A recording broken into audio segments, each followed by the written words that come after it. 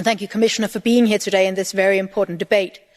As mentioned previously by colleagues, the recent Nord Stream attacks have shown the fragility of our physical critical infrastructure. However, we must not forget the significant increase in cyber attacks since Russia again invaded Ukraine. Also here in particular, it has been on energy infrastructure. I welcome the work done on ensuring security both online and offline.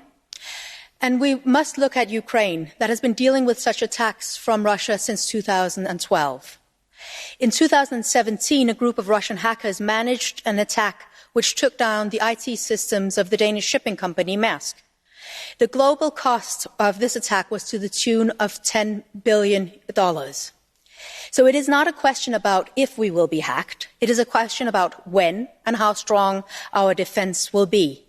When we saw in 2017 that even one of the largest shipping companies was not spared, how can we then make sure that our European companies have the defenses that they need? How can we support them? And also, finally, how can we, as Europe, learn from Ukraine's experience on cybersecurity?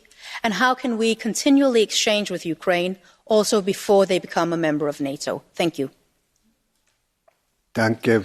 Mr. Vice President. Let me thank you for bringing up the Maersk incident, because actually I was saying that we started with this package of CER directive, or NIS2, physical and digital, together before the war.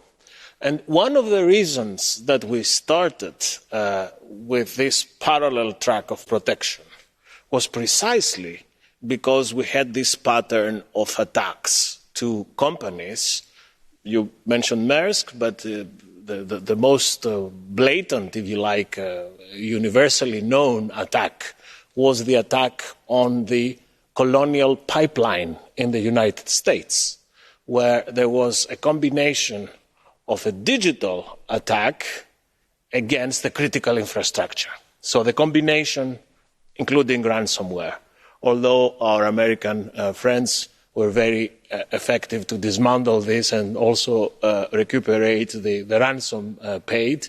But the original idea of this parallel protection track between Critical Entities Resilience Directive and NIS2 Directive was precisely that, to make Europe a place where similar incidents and threats would not be so easy as they were in the case of Maersk and in the case of Colonial Pipeline.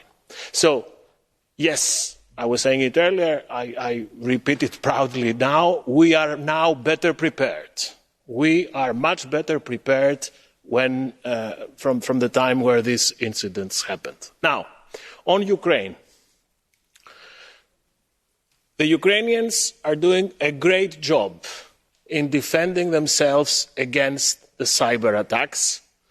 And this is something that they are not doing it alone.